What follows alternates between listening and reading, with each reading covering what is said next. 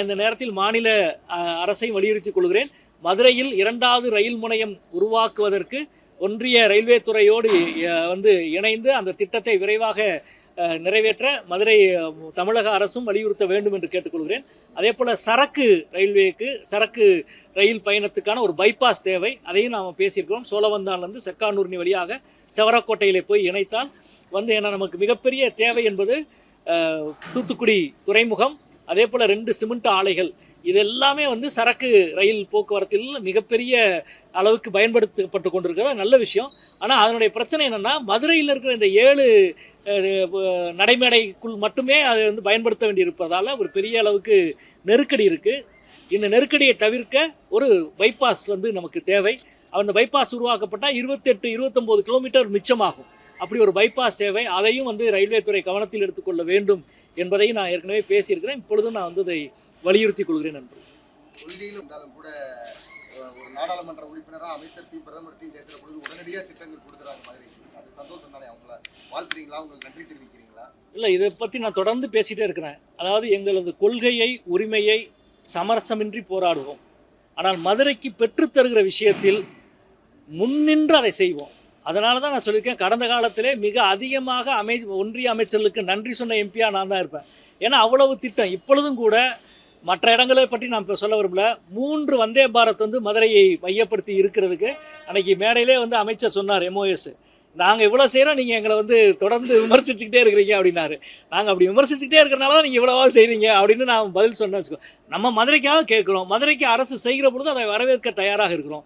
இந்த திட்டமும் இன்னும் சின்ன சின்ன மாற்றங்களும் ஆலோசனைகளையும் கிடைக்கும். ஏன்னா எல்லாமே பயணிகளை மையப்படுத்தி இருக்கிறது என்பது மிக முக்கியமானது.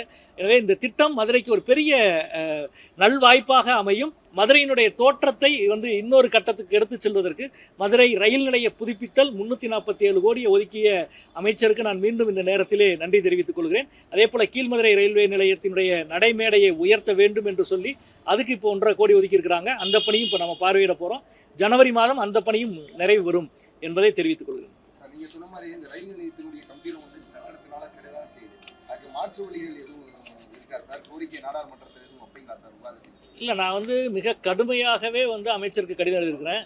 இது நீங்கள் தனியார் நிறுவனத்துக்கு கொடுத்து, என்னமே மேற்கு வங்காளத்தில் இருக்கிற ஒரு நிறுவனம் நினைக்கிறேன், எனக்கு சரியான இல்லை, அந்த நிறுவனம் எடுத்து அவங்க வேறு அவங்களுக்கு லீஸ்க்கு கொடுத்துருக்குறாங்க. ரயில்வேக்கு கொடுக்க வேண்டிய கட்டணத்தையும் முறையாக கட்டலை.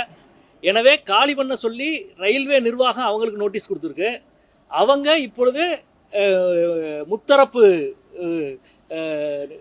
அமர்வுக்கு அவங்க அப்பீல் பண்ணியிருக்கிறாங்க.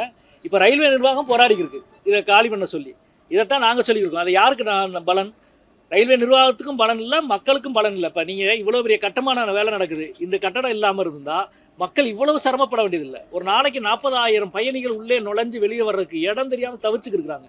எனவே தனியாருக்கு ரயில்வே நிலத்தை 1 சென்ட் கூட கொடுக்கக்கூடாது. அது ரயில்வேயின் சொத்து, மக்களின் சொத்து. அதுக்காகத்தான் நம்ம பாதுகாக்கிறோம். இப்போ மதுரை ரயில்வே கிரவுண்டு மீட்கப்பட்டது ஒரு நல்ல விஷயம். அதே போல் இதுவும் மீட்கப்பட வேண்டும். இதிலே தனியாரிடம் இருக்கிற இந்த இடம் எடுக்கப்பட்டு ரயில் நிலத்துக்காக இது ஒப்படைக்கப்பட வேண்டும் என்பதுதான் என்னுடைய கோரிக்கை.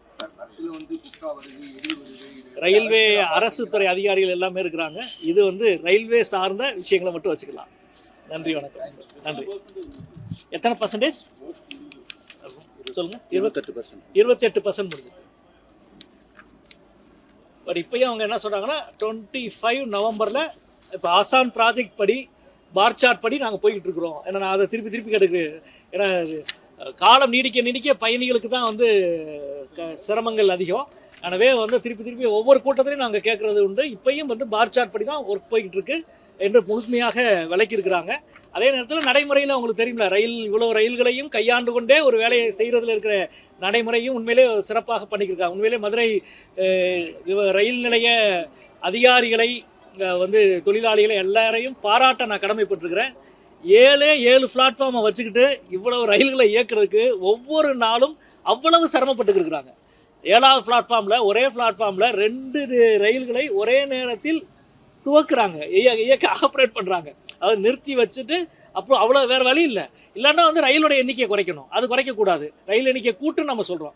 அப்போ ஒரு கடுமையான நிர்வாக இட நெருக்கடிக்கு நடுவில் மதுரை ரயில்வே நிர்வாகம் குறிப்பாக சிறப்பாக பணியாற்றி கொண்டிருக்கிறது. அவர்களுக்கு என்னுடைய வாழ்த்துக்களை தெரிவித்துக் கொள்கிறேன். ஆமாம், செகண்ட் டெர்மினலுக்கு மிக முக்கியமானது அப்ரோச் ரோடு. அதனால தான் மாநில அரசு கூடுதலாக இதில் ஆர்வம் காட்ட வேண்டும், அழுத்தம் கொடுக்க வேண்டும் என்று நான் சொன்னதுக்கு காரணம், ஒன்று கூடல்நகர்லேருந்து ஒரு அப்ரோச் ரோடும், இன்னொன்று செல்லூர் பகுதியில் போய் முடிகிற மாதிரி ஒரு அப்ரோச் ரோடு உருவாக்கிட்டா அதாவது வடபகுதியில் இருக்கிற மதுரையினுடைய ஆற்றின் வடக்கே இருக்கிற மக்களுக்கு மிகப்பெரிய ரிலீஃபாக இருக்கும். அது எல்லாருக்கும் பயனுள்ளதாக இருக்கும். இங்கேயும் நெருக்கடி குறையும். எனவே அணுகுச்சாலை விஷயத்தில் மாநில அரசு மதுரை ரயில் நிலையத்தை இரண்டாவது முனையமாக்குவதற்கான சிறப்பு அதிகாரி ஒருவரை நியமிக்க வேண்டும் என்றதையும் நான் என்னுடைய கோரிக்கையாக வைத்துக் கொள்கிறேன். பாதகம் செய்பவரை கண்டால் நாம் பயங்கொள்ளலாகாது பாப்பா, மோதி மிதித்து விடு பாப்பா, அவர் முகத்தில் உமிழ்ந்து விடு பாப்பா. அண்மை செய்திகளை உடனுக்குடன் தெரிந்து கொள்ள இணைந்திருங்கள் இயம்நாடு தொலைக்காட்சியுடன்.